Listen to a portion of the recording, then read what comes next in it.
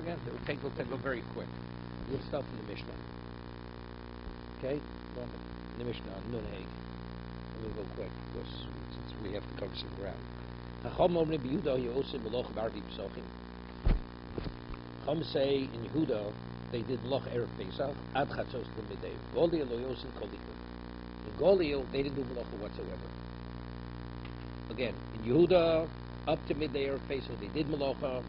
In Golil, up in the Golil, even before Chatzos, they didn't do Melacha. Halayla, what about the previous night? The Shami Osrim. The Shami says the previous night you're not permitted to do Melacha. They still matirin Anan Tzachama. The still says no, that during the day you're not permitted. What's day from Netzachama? So the Gemara says, Mikoratona Minhogo. Originally we split a Minhog, Sof Toni Surah, because it says Osrin, Omri Bioch Lokash, Horemei Rebuda. The question is, that one does the Melacha, Erev Pesach, is that was legislated, a halacha, or they leave it up to each community, whatever they decide? That's the machlokas. Remain and Rabbi Tanya. Omri Yehuda, Yehuda Yosef Melacha Barbi Psochim at Chatzos. Rabbi Yehuda says in Yehuda they did Melacha up to Chatzos. Not whatsoever. Omar Reb Meir, so Reb Meir says to Reb Yehuda, Ma Raya, what are you telling me? Yehuda V'Golu L'Kan? What do they have to do with us? If we're saying it's based on Minog, every community does whatever they want. So what do you tell me what they do elsewhere? It's their own what they do elsewhere. Ela Moku Shnogu Lasim Locha Osin, Moku Shnogu Shlasuz Ein Osin. So what is Reb Meir's reaction to Reb Yehuda's statement? The Kamer Reb Meir Minhoga, Reb Meir says, what are you telling me? It's irrelevant what they do in Yudin Galil because it's all determined by the Minog. Whatever the custom of the location is, whatever custom you want to establish, Mechlal Reb Yehuda Yisura Kamer. Evidently, what does Reb Yehuda hold? He must hold it's not depend on Minog. It was legislated. It's legislated. So what's the difference in Yehuda and Galil? What originally was lesser? It's not a Minog. It's Isur. So more ask questions. So Reb Yehuda also. Mutabasi is Melocha. But Yehuda says in Yehuda they did Melacha until midday. So you see that it's permitted. But Tanya, Reb Yehuda Mamenachish Shlosha Oser, a person's weeding his field, not weeding it, and accidentally, rather than pulling out the weed, v'nekra biodo, and he pulled it out. He pulled out the kernel of wheat that was growing. Now the halacha is anything that takes root before the korban omer is not chodesh. Takes root after the it's chodesh. You have to wait till the next year for the omer to permit it. So this person, what he did was, because he uprooted something that was growing, he has to make sure, put it back, that it should take root again. If it doesn't take root, he has a problem. He's going to have to wait a year until he's going to be able to benefit from that grain. So, not better, to eat the grain. The nekra b'yado, shosla b'mokum. He replants it in a muddy location, because it's muddy, it takes root more quickly.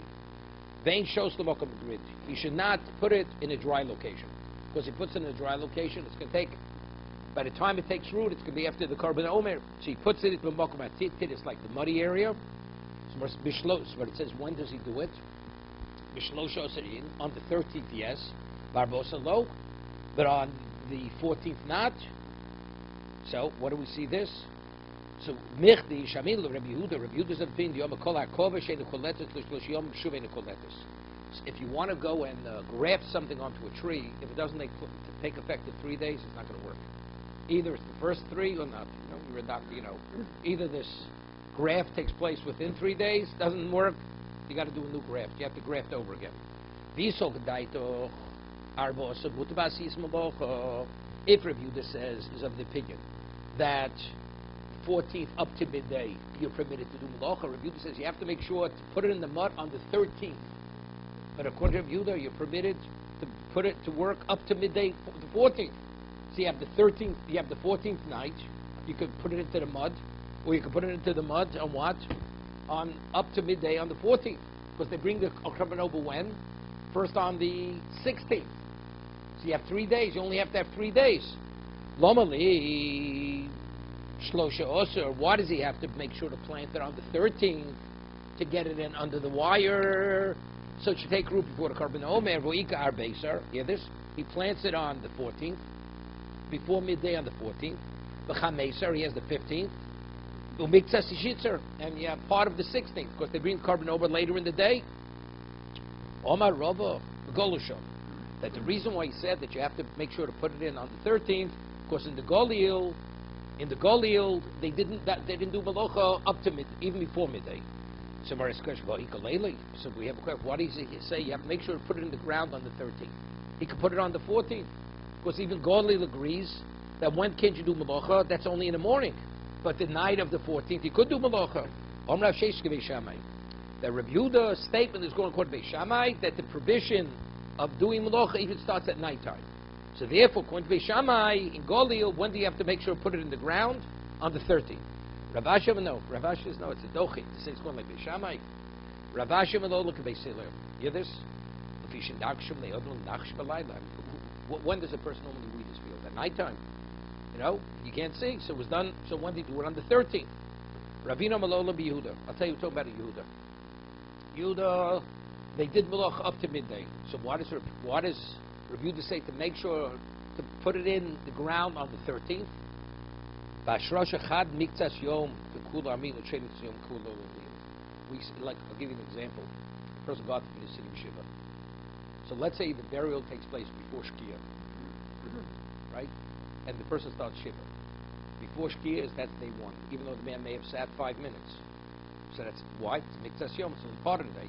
The 7th day of the Shiva, how long does he have to sit Shiva? Only in the morning, right? After Shachris. So there you have a Miktas Hayom at the beginning of the Shiva, you have Miktas Hayom at the end of the Shiva. Now the question is, when we say it has to be plant germinating, 3 days, what is the 3-day period? You have to have even, so let's say that the first day is a partial day, and the 3rd day is a partial day, and the middle day is a full day. Is that enough? So you have to, because then you have 2 Miktas Hayoms.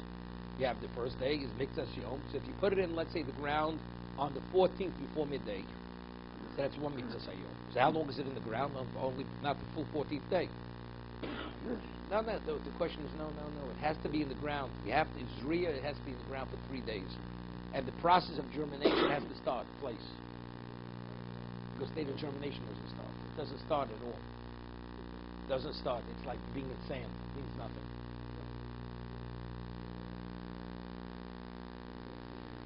The question is the different degrees of taking root. Does it have to be in a rooted position for 3 days? Or does it have to be for what? Even partial days. So if you hold Miktas Yom Kakul at the beginning, so it's not put it on the 14th before midday, you have the 15th a full day, and the last day, the 16th day, is part of a day. But if you only say Miktas Yom, only one of the 3 days, so then you have to do it on the 13th. So if you put it in the ground on the 13th, you have the full 14th, the full 15th, and part of the 16th. So that's the reason why Rabbi Yehuda says it has to be put into the ground on the 13th. Okay? Next mission. It gets easier as we go on. Any malacha you started before the 14th, go on Bar Bosser. Hear this? Even if the minhag is not to do malacha erev Pesach before Chatzos, but if you started the malacha on the 13th and you didn't complete it, you could complete it on the 14th. But to start it on the 14th, although you'll finish it, you shouldn't start it. However, the 3 craftsmen that we allow them to be in operation erev Pesach, ad Chatzos. This is very important. Well, although there may be the minhag not to malacha before Chatzos, but the 3 professions we allow these people to engage in it. Who are they? A person's a tailor. So a tailor, it's something which is necessary for Yom Tov. We have to tailor garments for people. That's the exception. We allow hasaporim, a barber. Person's a barber. Person is permitted to take a haircut. Erev Pesach as long as it's before Chatzos. Vakobsim, what about the laundry? Person runs. This guy's a Jew. Laundryman, not a problem. Because again, it's tzorach haregel, you need it for Yom Tov, but it's only midday. Rav Yossi Amar Afaratzon. Even shoemakers. Shoemakers doesn't mean to fix a shoe. It means to the ones who make new shoes, brand new shoes. Iboilus. And that Gemara says next interesting shayla. Reb Meir says if you started the malacha on the 13th, we allow you to finish it on the 14th. So the Gemara has a question. Are we speaking about this as the tzorach hamoed because you want to finish it because you need it for Yom Tov, or even not tzorach hamoed? On the 13th, you do anything you want, right? So now the question is, when we say we allow you to finish it on the 14th, Is it because it's necessary for Yom Tiv, or even it's unrelated to Yom Tiv? Iboilu. Tzorach hamoed tenan lo tzorach hamoed lo. Afilu migmar nami lo. Right? Even to complete it not. Odim shlo tzorach hamoed tenan. We're speaking about the Mlochi start on the 13th. It has no relevance to Yom Tiv. But we allow tzorach hamoed aschulim aschilon. But if it's needed for Yom Tiv, you even could start it even on the 14th. That the minig is irrelevant. Odim ben the tzorach hamoed ben shlo tzorach hamoed. Whether it's needed if you have not migmar ein, we allow you to start only on the 13th, only to finish it on the 14th. Even if something is needed for Yom Tiv, we do not allow you to start on the 14th during the daytime. Which means where the minig is not to do mlocha. Toshma. We learned Avalu Yaschel B'tchila Barbosa. We learned in the Brisa, it says you should not start a mlocha for begin it on the 14th. Afil tziltzul kot, afil sivcho ketana. A woman needs a small belt. A woman needs something that she would wear on her head to cover her hair. My afilu lav. What does it mean? Afilu lav. We're saying even if it's as much as small as a small belt, or a button, or this small head covering. My afilu lav afilu hanal tzorach hamoed. Even these things which are needed for Yom Tiv, migmar ein. We only allow you to complete it erev Yom Tiv, where it started on the 13th. Aschuli lo. But to begin it on the 14th, no. So what's the inference of that? Mechlal shlo tzorach hamoed. So from the inference is, but something which is not needed for Yom Tiv, migmar nami lo gamina. We don't, even if you start on the 13th, we don't allow you to complete on the 14th. Gemara says, no proof. There's no proof from that inference. Lo lov shlo tzorach migmar nami gamina. If you started something which is no relevant to Yom Tiv, it was started on the 13th, we allow you to finish it on the 14th. Well, my afilu, so what does it mean afilu? Afilu hani nami dezutrininu. Even these which are so small, it takes moments to finish it. The that when you start, you're finished already. It takes a moment just to put it together.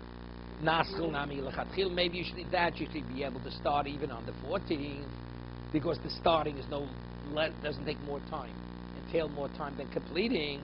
No, if it was started on the 13th, we allow you to complete it.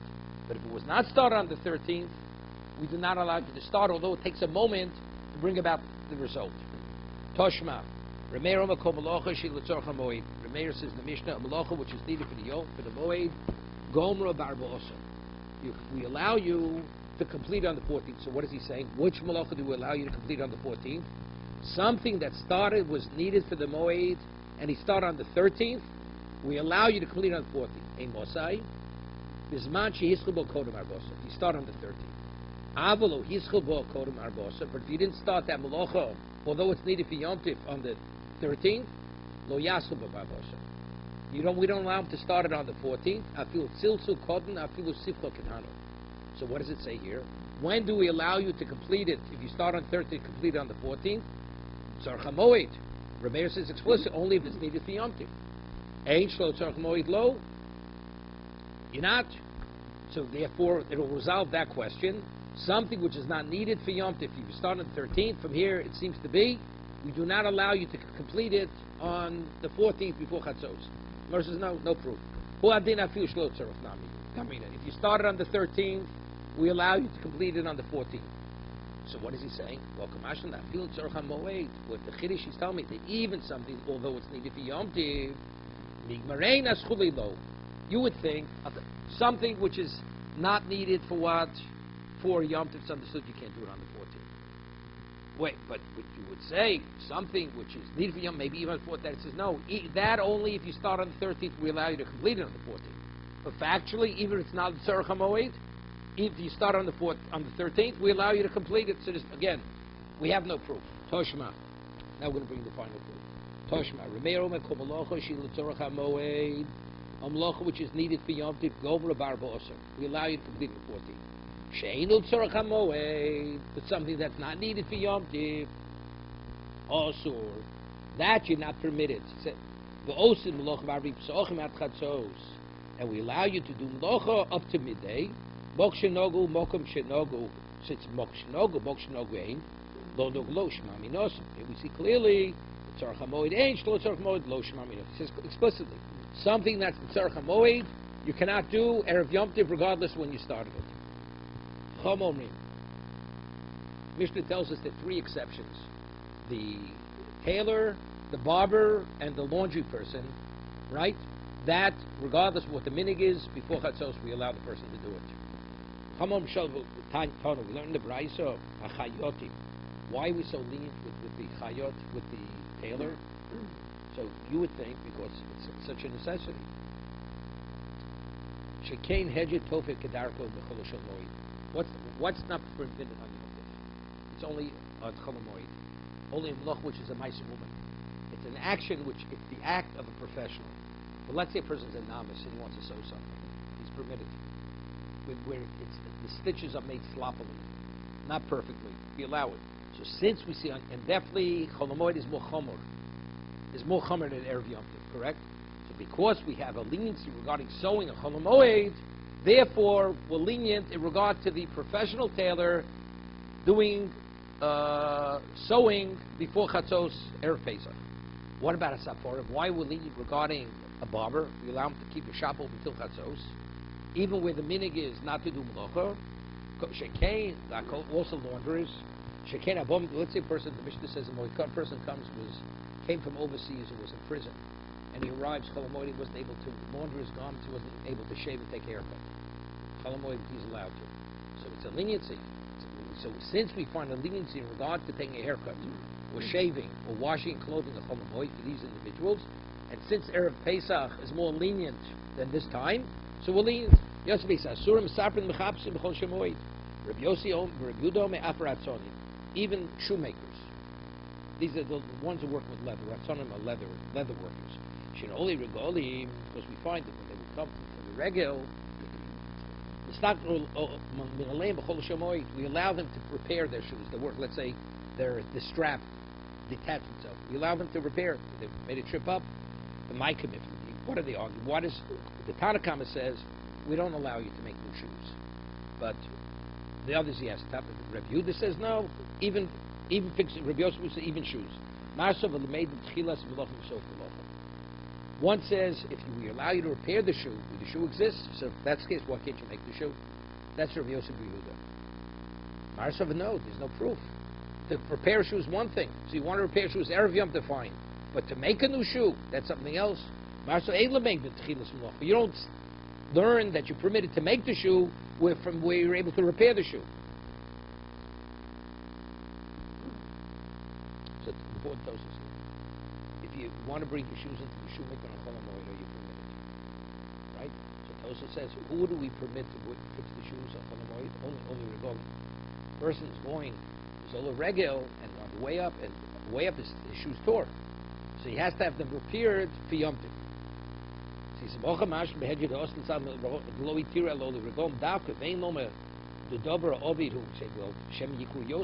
the reason why we allow you to fix shoes is because if you don't repair them, they're going to maybe be torn beyond repair. So maybe therefore we should allow you to repair. Go buy yourself a new pair of shoes. You're permitted to buy clothing on Chol Hamoed if you're going to wear them on Yom Tov. So go buy a new pair of shoes. Okay,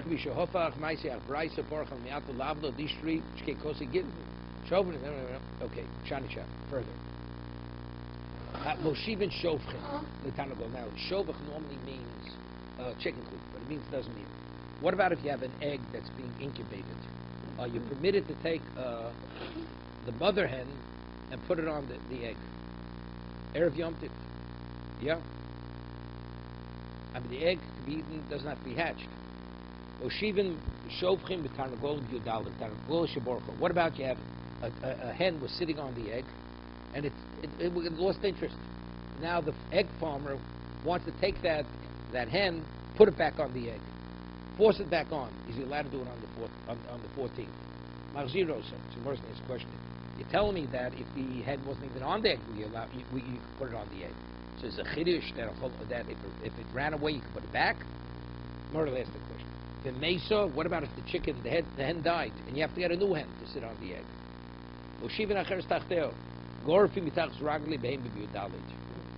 Animals, usually you spread feed for them.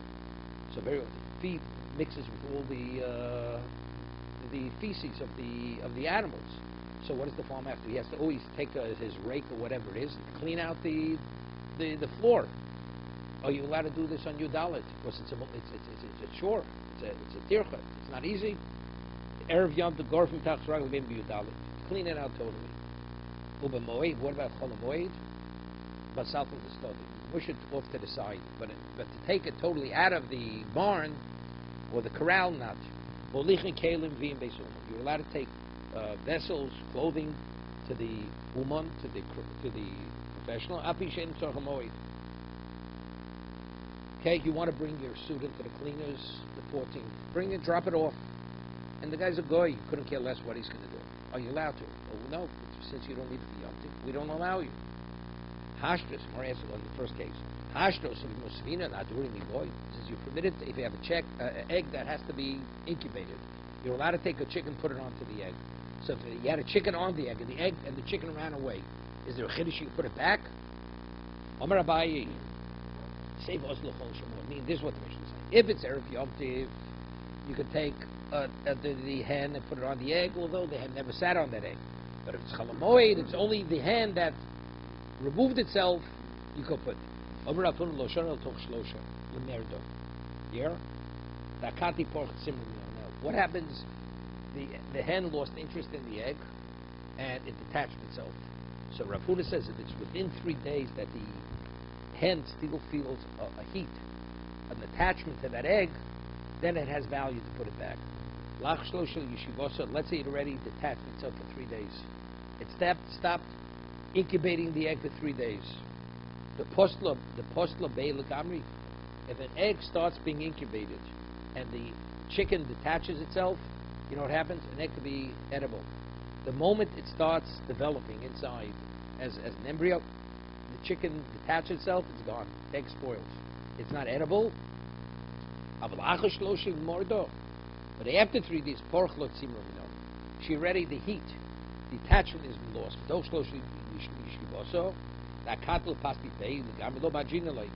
if it's within 3 days, where the egg wasn't incubated for 3 days, the egg is not spoiled.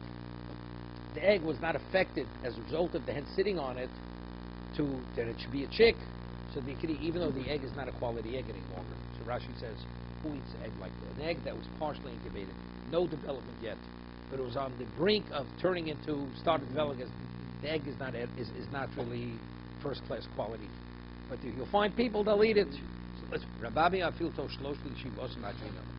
The might come if the marsav the hefsid mu b'choshel, hefsid mu lo choshel. One says, if it's a great loss, that we allow to inconvenience of. But if it's hefsid muot, lo choshel, what are you going to lose? The marsav and hefsid muot nami choshel. Even if you don't put it back, right? Because the difference in the financial loss, because you have a smaller market, you're able to sell the egg to. Gorfim Tachat says you're allowed to sweep out the barn from all the filth. You have zevel, you have manure. In a chotzer, the salkos will study. Chotzer is a courtyard where people go. But you can't remove it from the courtyard, you only move it to the sides. But if it's in the corral or in the courtyard, you take it out to where the location of refuge. We have a stira. The Reisha says, if it's in the chotzer, you only move it to the side. But if it's in the repis, in the pen, or in the chotzer, then you can. First it says you can't take it out of the chotzer, only move to the side. You could totally remove it. It's only to the side. But if it's Erev Yom Tiv, you could even take it out totally. All the waste. Rav Omar, the most how do we reconcile? It's a contradiction. If the chotzer it became so overloaded with the filth, then if it's partially unclean, just move it to the side. But if it becomes untenable, then you clean it out as you clean out a corral. You're permitted to bring kalim or to return them from the craftsman's house. Omer Papa. Papa says Rabbi was Papa's Rebbe, so he wanted to test him if he knew the Mishnayos. Bodeklon Rabbi Tanan Rabbi said, gave him an examination. Tanamu, there was Mishnah Malichem being Kalim Beis Umam. You're permitted to take Kalim and bring them Beis Api She'enu Tzorach HaMoed, even if they're not needed for the Moed. Right? That's our Mishnah. Uraminu, we learned in another Mishnah, being called Beis Umam.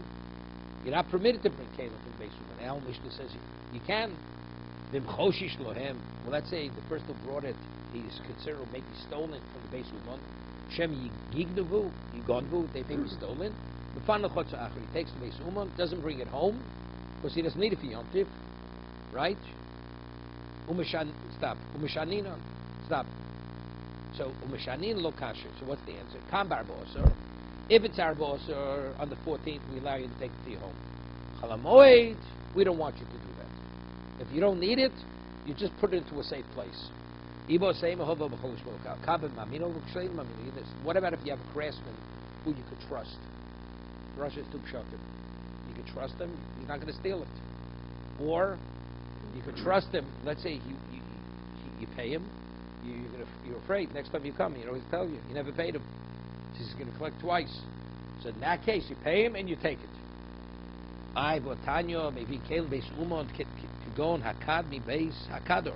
What is an example of giving?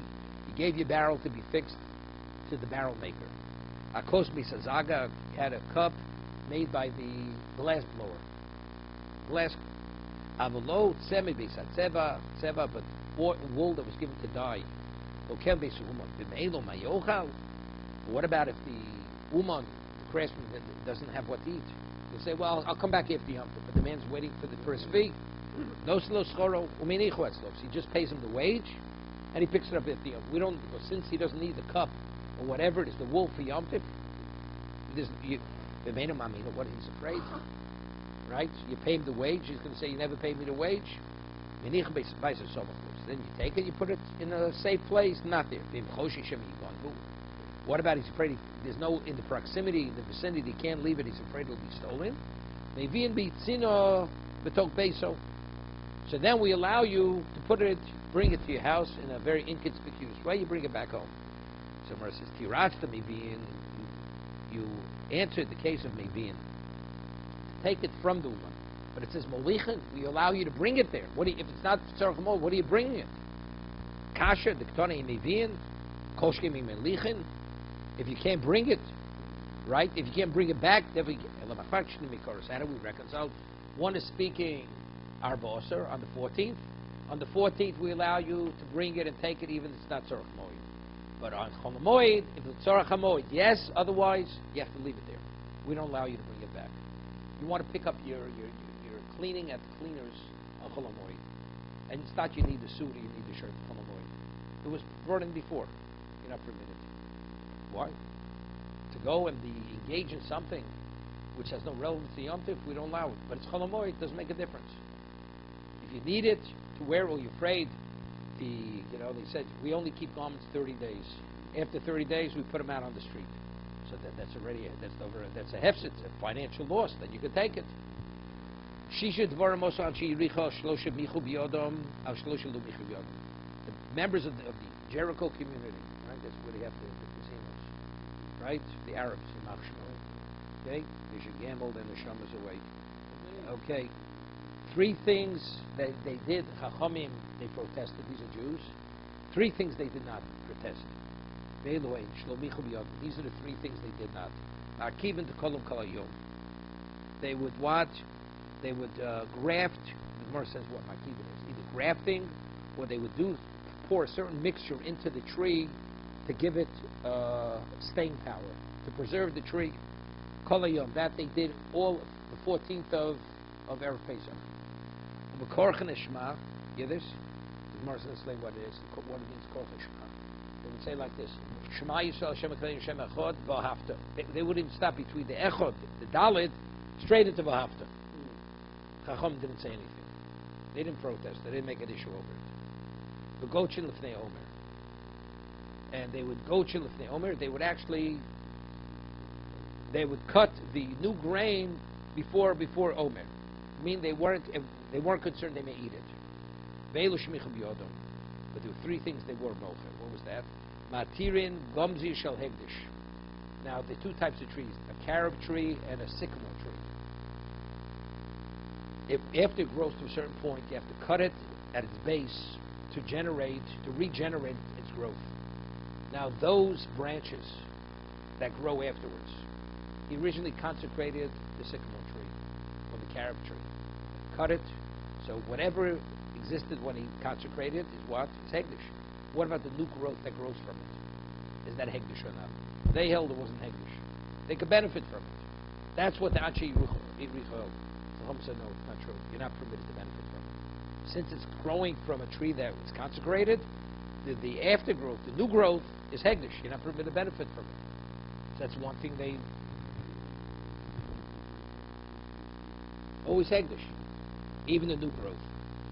The Ochlim Tasan the Shem B'Shabbos. You have this fruit that used to fall on Yom Tov, on Shabbos, they would eat. Rabbinically, you're not permitted. It's muktzah. The Nostan Pe'el Yerek. Normally, vegetables, the Torah says you have to leave the corn in the field for the poor. What about Yerek? What if you don't? They were machmir. We're big tzaddikim, great tzaddikim. We leave the corner of the garden for the poor people. So Rashi says why? Leket shichum pe'el. One does not give meiser to the Levi. Why? Because the Torah says the only reason why I have to give meiser to the Levi because he has no share in the land.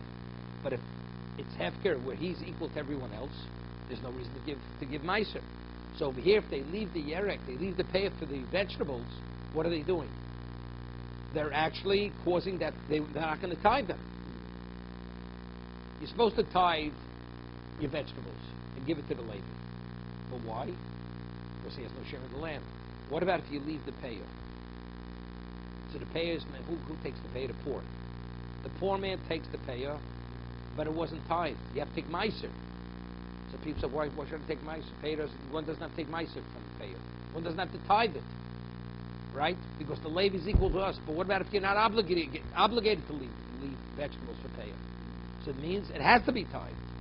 So by doing this, you're putting a pitfall. They're eating tevel. They're eating untithed vegetables.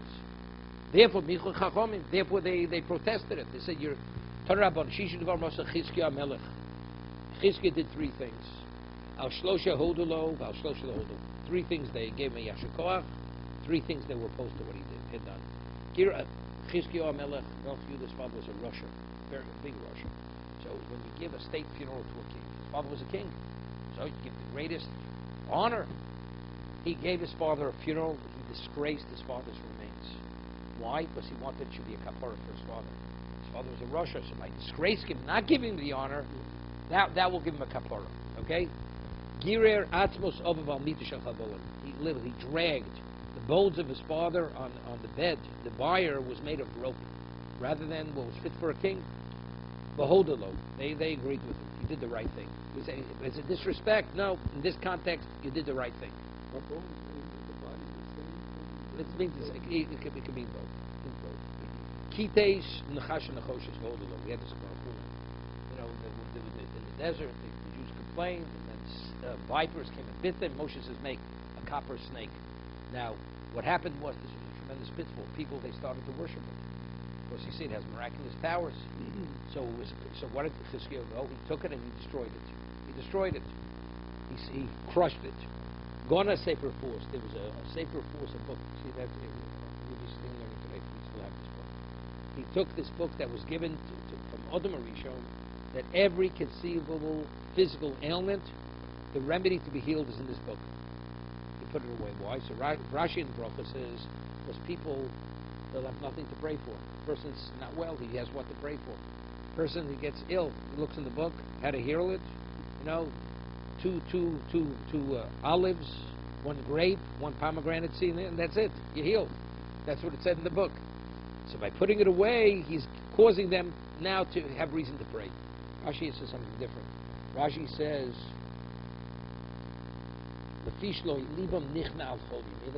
people weren't humbled. The person gets sick, you start thinking about taking life seriously. But if you can always extricate yourself from the illness, you never take life seriously. So because they were not humbled with illness because of this book, he put it away. He hid it away. Behold the low. You wouldn't have Obama thing. Do away with the present, do away with it all. Okay? But three things he did which they were opposed to. Ki Seitzei loso shel hechol v'shigron l'melech Ashur. He removed the doors of the hechol. He sent it to Melech Ashur to make peace with him. Was the Syrian king already exiled 10 tribes? So to appease him, to show him the honor, that's what he did. Sosa me Gichon Eliam. He sealed the upper waters of the Gichon river. They did not. So Rashi says, why do you do it? Because so when they're attacked by Ashur, they shouldn't have water available to them. So what was the sin? So Rashi says, because Hashem says, I will protect the city. Regardless, they have water, not you. So this is like denying the protection. Even Nisim ben Nisim, for the whole globe. Meaning on the 29th of Adar, he decided he's going to turn it into a leap year. So even though it was still Adar, but since the 29th of the Adar could be made, the 30th day of Adar. Day 30 could be day 1 of Nisan. You can't decide at that point to extend the year to make it into a leap year. You can only, the Sanhedrin could only make the following into a leap year only if there's still an Adar, where the day cannot be turned into Nisan. But if you have a 30-day month, a full-day month, day 30 can go either way. It could either be day 1 of the new month, or it could be day 30 of the old month. On day 30, he made the decision, we're going to extend the year. We're going to have a leap year. That was the Aveira. Okay, we're going to have to stop here.